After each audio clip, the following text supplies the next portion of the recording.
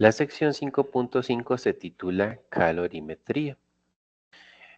Y la calorimetría, como lo dice su nombre, es una técnica o un procedimiento donde nosotros hacemos una medición del calor, ¿sí? Una medición del calor. Eso es lo que se llama calorimetría.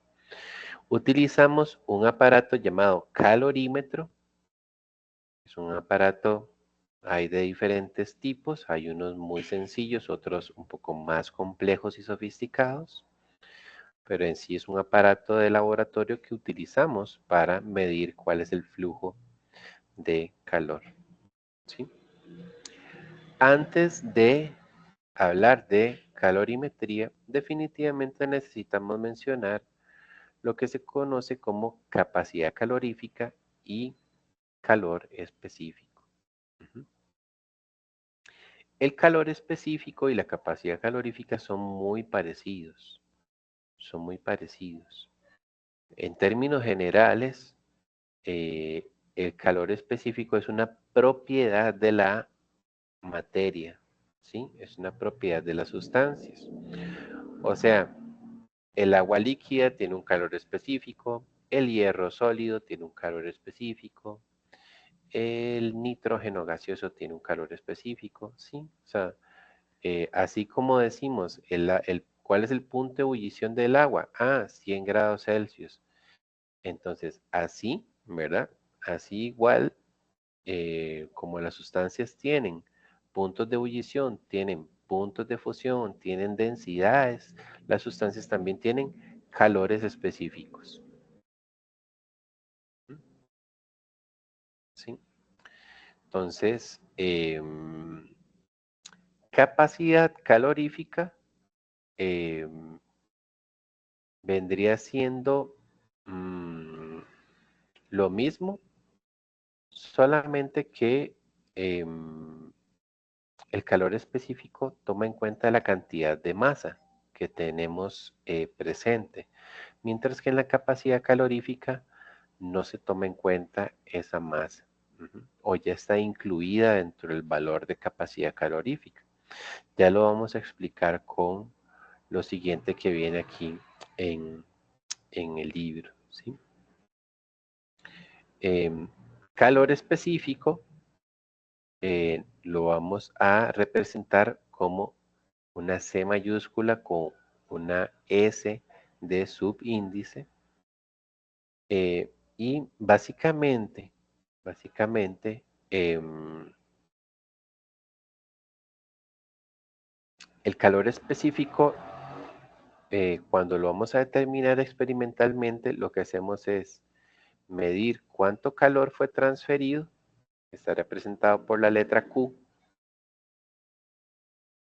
y dividir ese calor entre la cantidad de gramos que están presentes, que aquí lo vamos a representar con una letra M, y también al mismo tiempo lo vamos a dividir por el cambio de temperatura que haya sufrido la masa, que a eso le vamos a llamar delta T. Recordemos nuevamente el símbolo delta. Delta significa condición final menos condición inicial. Entonces, cuando decimos cambio de temperatura, cuando decimos delta T, nos estamos refiriendo, cuando decimos delta T, nos estamos refiriendo a T final menos T inicial.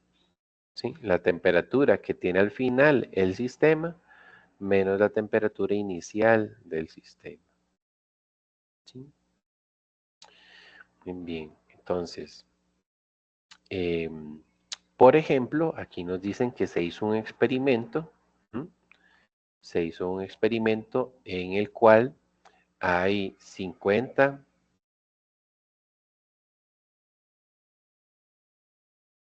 hay, el cambio de temperatura fue 1 grado Kelvin, ¿sí? Al mismo tiempo,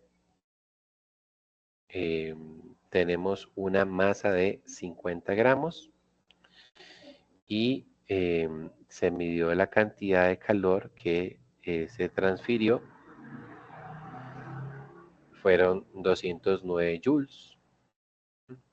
Entonces, el calor específico sería este cociente, 209 joules entre 50, entre un Kelvin, eso nos da un valor de 4.18.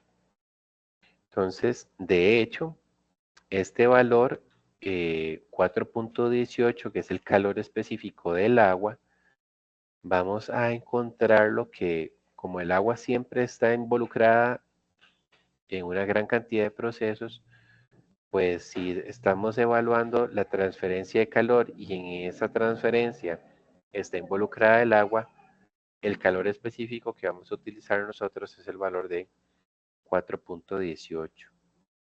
¿Sí? 4.18. En sí, tal vez como para entender un poco más qué significa que el calor específico del agua sea 4.18. Bueno, eso lo podemos ver aquí en la figura 5.17. Supongamos que yo tengo 1 gramo de agua, ¿sí? Supongamos que yo tengo 1 gramo de agua líquida y que su temperatura inicial es 14.5. Y yo quiero llevar ese mismo gramo de agua de 14.5 a 15.5. O sea, ¿cuánto es el incremento de temperatura? 1 grado. Entonces, si yo tengo 1 gramo de agua y le quiero elevar su temperatura en 1 grado Celsius, ¿cuánta energía le tendré que dar? Pues la energía que le tendré que dar es 4.18. ¿Sí? Entonces, en otras palabras, el calor específico, este valor 4.18, ¿qué significa? Es la cantidad de energía que yo le tendría que dar a 1 gramo de una sustancia para elevar su temperatura en 1 grado Celsius. Esa sería la definición de calor específico. Y vamos a estar utilizando entonces esta ecuación por acá para hacer cálculos, ¿sí? Normalmente más bien nos dan el calor específico y tenemos aquí diferentes variables que, que alguna de estas puede ser incógnita mientras que yo tenga la información de las otras y con eso yo puedo despejar la información faltante, ¿sí?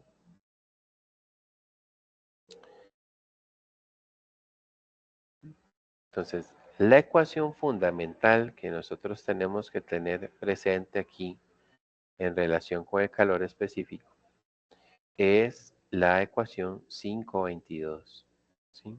Entonces, la cantidad de calor involucrada en un proceso va a ser igual al calor específico de la sustancia que yo quiero calentar multiplicado por la cantidad de masa de la sustancia que yo tenga y multiplicado por el cambio de temperatura que deseo realizar.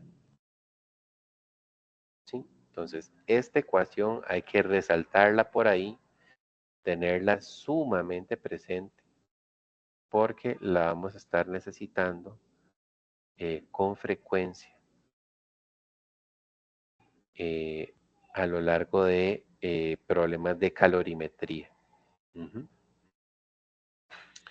Por acá en la tabla 5.2 nos brindan los calores específicos de algunas sustancias, ¿sí? Entonces podemos ver que el nitrógeno tiene un valor de 1.04. Aquí hay algunas sustancias metálicas que tienen pues estos valores por acá. Uh-huh. Aquí tenemos otros gases, ¿verdad? El metano tiene un valor de 2.2, el CO2 0.84. Por acá tenemos un sólido iónico, ¿sí? Tiene un valor de 0.82. En toda esta tablita, eh, la sustancia con el calor específico más alto es el agua líquida. Y podemos ver pues que hay diferentes valores, ¿sí? Normalmente las sustancias metálicas como el aluminio o el hierro tienen bajos valores de calor específico. ¿Eso qué significa? Que ellos transfieren el calor con mucha facilidad, ¿sí? Con pocos joules ellos aumentan la temperatura rápidamente. Por eso es que las ollas en las casas normalmente están hechas de aluminio o de hierro, porque son súper buenos conductores del calor. Ujú. O sea, con poca energía ellos elevan la temperatura mucho. Ujú. Entonces, bueno, lógicamente no solo estas sustancias existen en el universo, así que no solo estos calores específicos existen, sino que cualquier sustancia química que nosotros queramos analizar tendrá un calor específico. Bien, entonces eh, podemos revisar por acá el ejercicio 5.5, el ejercicio resuelto. Nos hablan de una relación entre calor, cambio de temperatura y capacidad calorífica. Ujú. Súper. Entonces dicen, ¿cuánto calor se necesita para calentar 250 gramos de agua de 22 grados Celsius a 98 grados Celsius? Estamos. Entonces, em, la ecuación que vamos a utilizar es esta que tenemos por acá, ¿sí? La pregunta es el calor. Vemos que el calor es el calor específico multiplicado por la masa multiplicado por el cambio de temperatura. Entonces, empezamos a revisar. Tenemos el calor específico. Bueno, como dice que es agua, es 4.18, ¿sí? Normalmente, este valor nos lo tienen que dar, ¿sí? Si resultase que vamos a hacer un ejercicio con una sustancia que no está en la tabla 5.2, entonces nos deberían decir cuál es el calor específico de la sustancia con la que vamos a trabajar, ¿sí? Porque no hay una manera de calcularlo, sino que eso es una propiedad que se mide a nivel de laboratorio. ¿Sí? Bien, la masa está clarísimo, son 250 gramos, y el delta T es el cambio de temperatura. Decía que la temperatura final era 98 y la inicial 22. Entonces, previo a la ejecución de la ecuación principal, yo podría hacer el delta T por acá, para primero hacer 98 menos 22 nos da 76. 76 Celsius son 76 Kelvin, ¿verdad? El cambio en Celsius o el cambio de temperatura en Kelvin es lo mismo, da el mismo valor. Entonces, bueno, ya con todo listo, pues nada más ejecutamos, ¿sí? Calor específico 418 por 250 gramos por 76 Kelvin de temperatura y eso nos estaría dando pues 7.9 por 10 a la 4. Ujú. Por acá nos decían también que calculáramos cuál es la capacidad calorífica molar del agua. ¿Ok? Em, Cuando nos hablan de capacidad eh, molar, se refieren a que, bueno, ya sabemos que su valor en gramos, ¿sí? El valor en gramos es 4.18. El valor en gramos es 4.18. Lo que nos están diciendo aquí es, si en lugar de joules gramo fuera joules mol, ¿cuál sería el valor? Entonces, ¿qué es lo que tenemos que hacer? Pues de nuevo, regresamos a lo que comentamos antes. Cuando yo necesito pasar los gramos de agua a moles de agua, ¿qué tengo que utilizar ahí? El peso molecular, ¿sí? Entonces, como aquí gramos está abajo, pongo gramos arriba y la relación es que 18 gramos son un mol. Ujú. Ahí se me van a cancelar las unidades de gramos y la unidad de mol me va a quedar abajo. Cuando yo hago 418 por 18,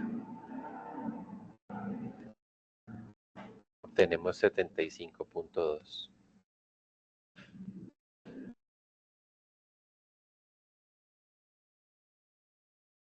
¿Sí? Okay. Por acá tenemos un ejercicio de práctica.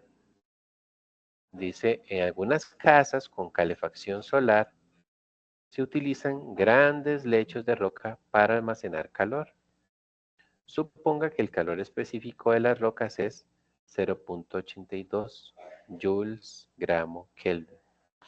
Calcule la cantidad de calor absorbida por 50 kilogramos de rocas si la temperatura aumenta de 12. Bueno, si su temperatura aumenta en 12 grados. ¿Okay? Bien, entonces, la pregunta es el calor. Y ya sabemos que el calor es el calor específico por la masa por el delta T. Si revisamos los datos, el calor específico, si me lo dieron, ¿verdad? Dicen que es 0.82. Luego, la masa dice que son 50 kilogramos.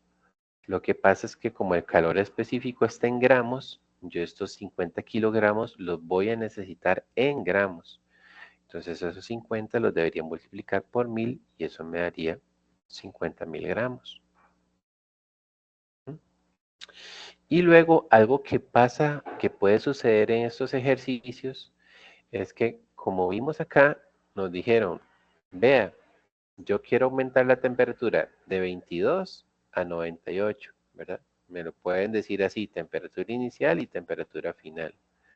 Pero alternativamente me pueden decir, mira, la temperatura va a aumentar en 12 grados.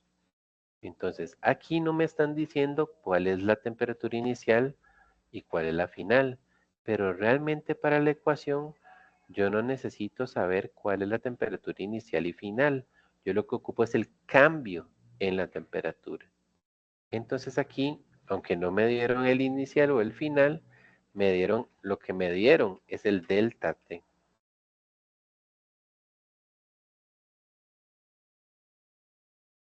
¿Sí? ¿De acuerdo? Entonces, no me están dando las temperaturas por aparte, sino que de una vez me dicen cuánto es el aumento o podría ser perfectamente cuánto es la disminución. Súper. Entonces, ya estando así, pues lo que nos toca simplemente es hacer el cómputo, ¿verdad? 0.82 por 50.000 por 12. Eso nos da ahí ese valor, ¿verdad? Y presionamos esta teclita por acá que dice ENG. Ahí nos ayuda a pasarlo a notación científica, ¿verdad? Bueno, 492 kilojoules. ¿Mm? ¿Sí? 492 kilojoules. O si corremos la comita un poco más, ¿verdad? Serían dos espacios más, 4.9 por 10 a la 5, que es el valor que tenemos por acá, ¿verdad? Entonces, bueno, efecto Q es...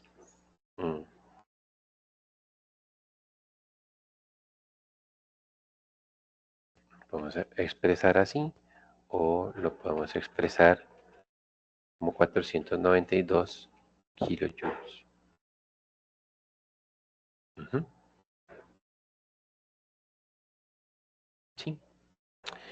Después en el inciso B dice, ¿qué cambio de temperatura experimentarían estas rocas si emitieran 450 kilojoules de calor? ¿Qué cambio de temperatura? O sea, ¿cuál sería el delta T si emitieran 450 kilojoules de calor? Emitieran 450 de calor, o sea, que expulsen calor, o sea, que las rocas tenga un calor negativo. Entonces, en ese caso, más bien para el inciso B, yo tendría que el calor son menos 450.000 joules, ¿sí?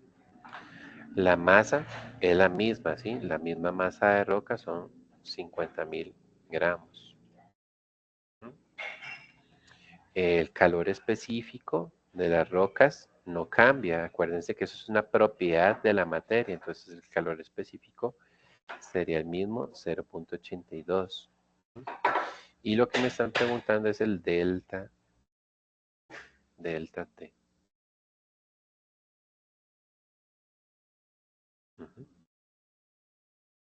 Entonces, en ese caso aquí, colocando la calculadora, ¿ya?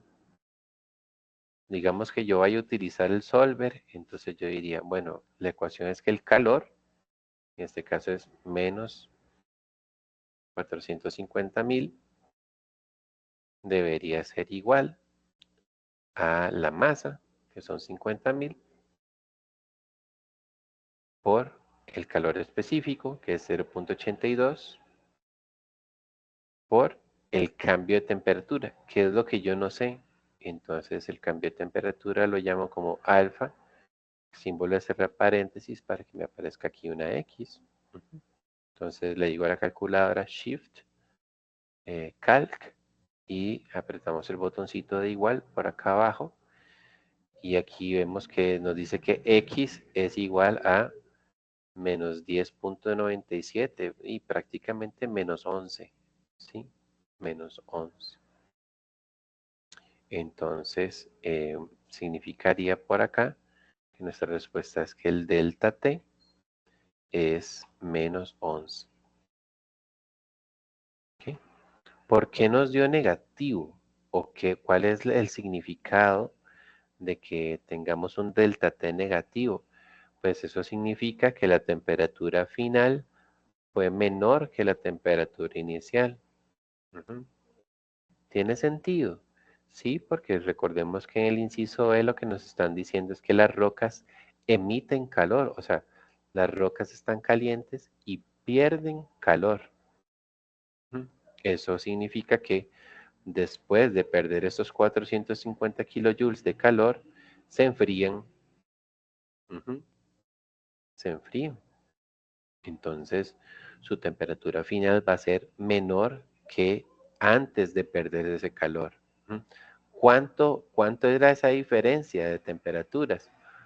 11 grados. ¿Sí?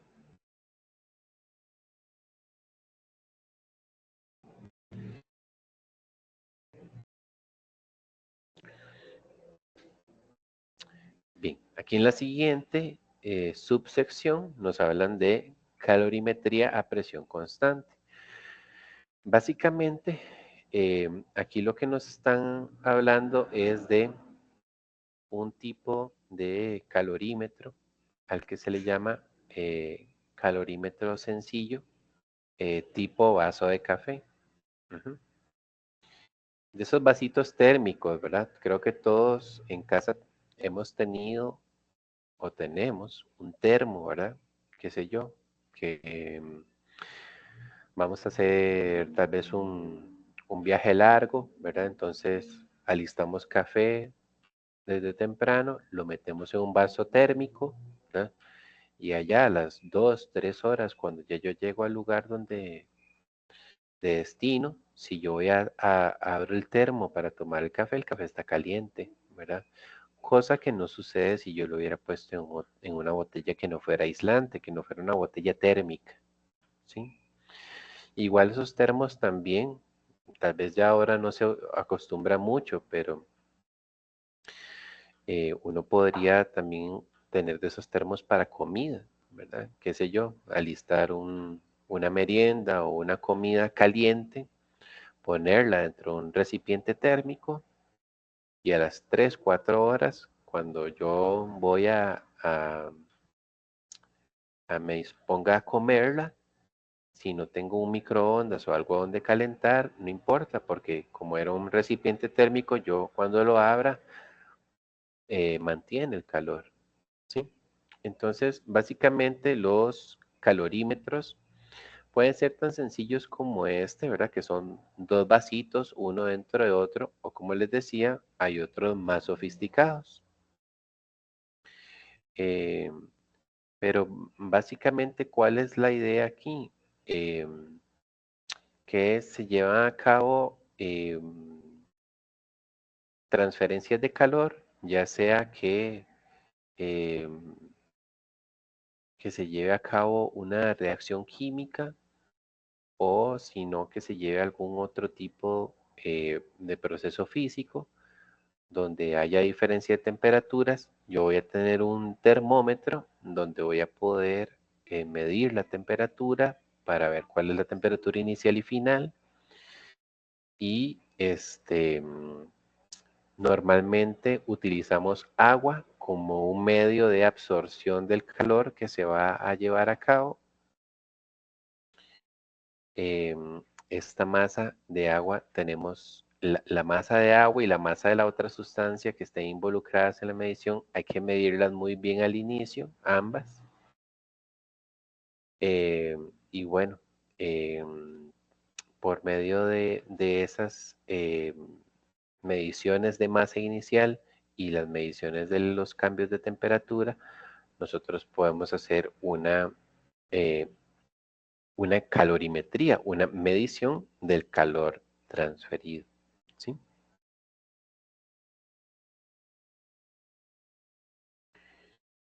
Mm, Tal vez acá nos queda un poco más sencillo em, de poder explicarlo con el ejercicio resuelto 5.6.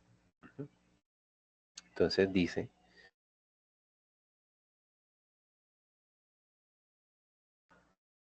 que cuando un estudiante mezcla 50 mililitros de ácido clorhídrico 1 molar y 50 mililitros de hidróxido de sodio 1 molar, la temperatura resultante, la temperatura de la disolución se eleva de 21 a 27.5. Calcule el cambio de entalpía para la reacción, suponiendo que el calorímetro solo pierde una cantidad insignificante de calor, que el volumen total de la disolución es 100 mililitros, que su densidad es 1 gramo por mililitro y que su calor específico es 4.18 joules grado Kelvin. ¿Sí? Bien, esa reacción que nos están indicando por acá es una reacción ácido-base, es una reacción de neutralización. El ácido clorhídrico reacciona con el hidróxido de sodio, produce agua y cloruro de sodio. Ujú.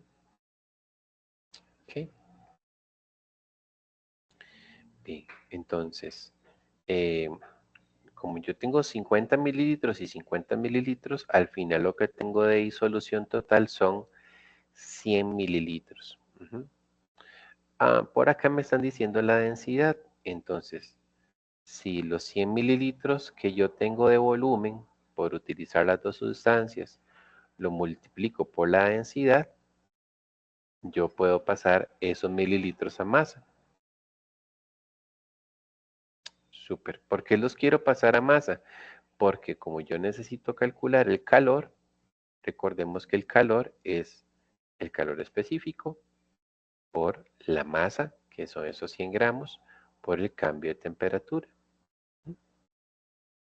El cambio de temperatura es de 21 a 27.5. Aquí lo han calculado previamente para poder hacer el cambio. Ujú. Y el calor específico de esta mezcla nos están diciendo que supongamos que el calor específico de toda la mezcla es 4.18. Entonces, em, pues colocamos los valores correspondientes aquí y obtenemos el valor. Ujú. ¿Cómo nos estaban diciendo que calculáramos el cambio de entalpía en kilojoules por mol de HCl, entonces, ya que tenemos aquí el calor, este calor en kilojoules, tendríamos que dividirlo entre los moles de HCl que se utilizaron, ¿sí? Como teníamos 50 mililitros y la concentración es 1 molar, recordemos también esa ecuación, ¿verdad? Que es del capítulo 4. Los moles son iguales al volumen de disolución por la molaridad, ¿sí? Y este volumen, muy importante, este volumen tiene que estar en litros.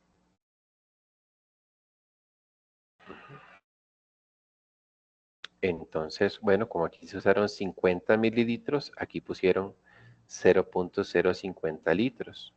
Se multiplica por la molaridad, que aquí está como 1.0 m, y nos daría entonces 0,050 moles.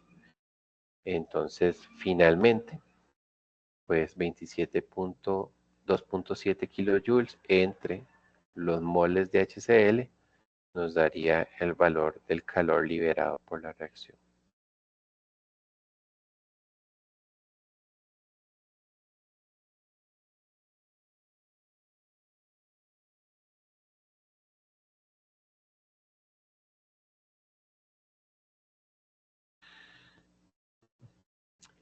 A veces, en lugar de usar un vasito calorimétrico normal, podríamos utilizar una bomba calorimétrica, que, como decía, es un aparato un poco más sofisticado.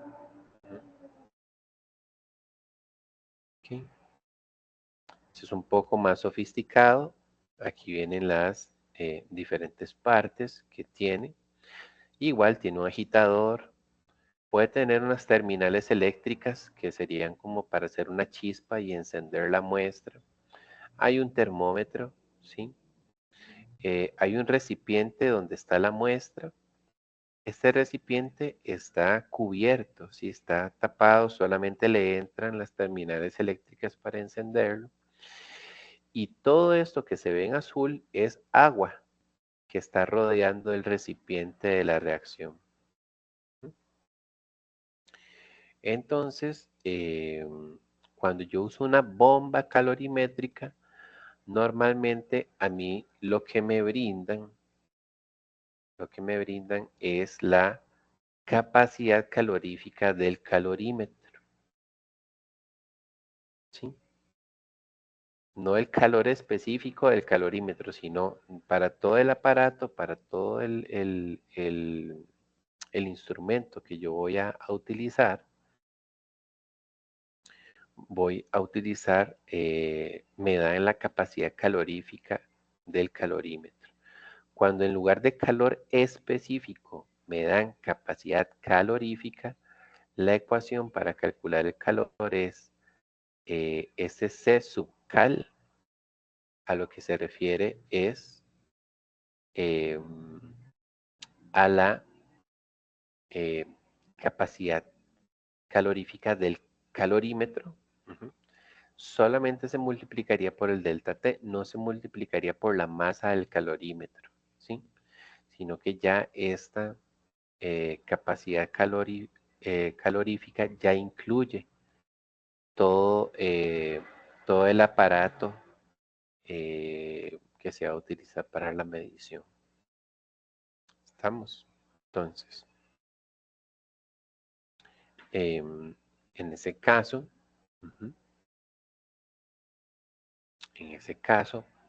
viendo el ejercicio resuelto 5.7, dice lo siguiente.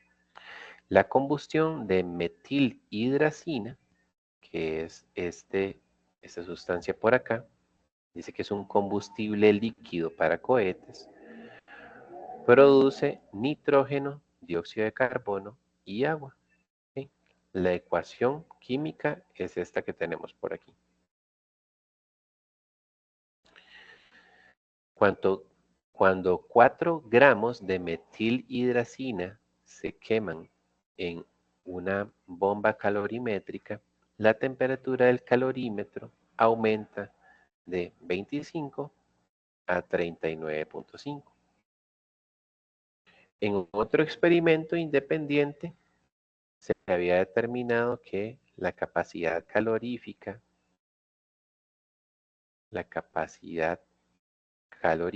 del calorímetro es 7.794.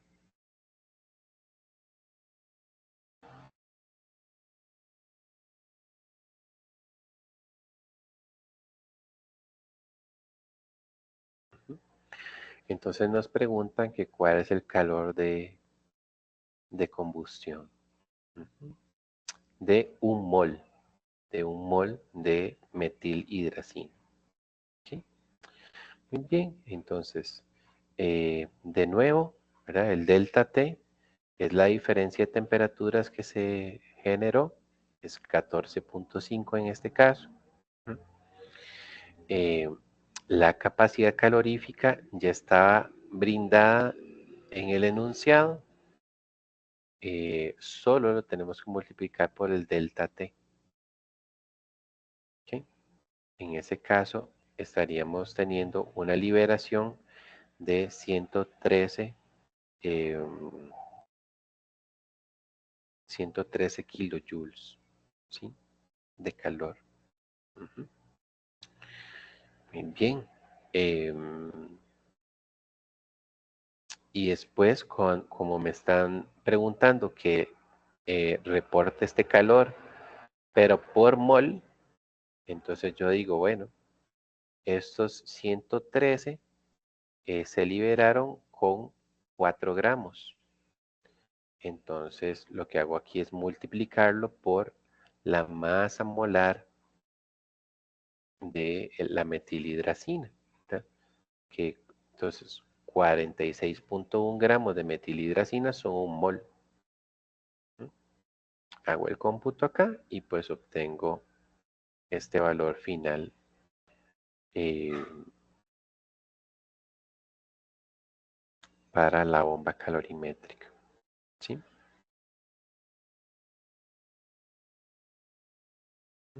Este ejercicio de práctica vendría siendo muy similar, ¿verdad? Tenemos una muestra en gramos igual. Se sabe cuál es la capacidad calorífica del calorímetro. Tenemos igualmente un incremento de temperatura. Pues básicamente sería seguir esta misma rutina, solamente que en la parte A nos preguntan cuánto sería por gramo. Entonces, cuando yo haga aquí el negativo del Ccal por el delta T, eso lo divido entre 0,5865 para obtener cuánto es por gramo. Y luego ese 5865 se pasa a moles. Yo lo paso a moles y pues el calor que obtuve igualmente aquí, este calor que obtuve, lo divido por esos moles y pues ahí tengo la respuesta, ¿sí? Entonces esto sería lo que tenemos aquí entendido por calorimetría. Y de hecho es común que en el laboratorio de química hagamos una experimentación relacionada con esto para poder entender mejor cómo se utilizan los aparatos y cómo se hacen las mediciones.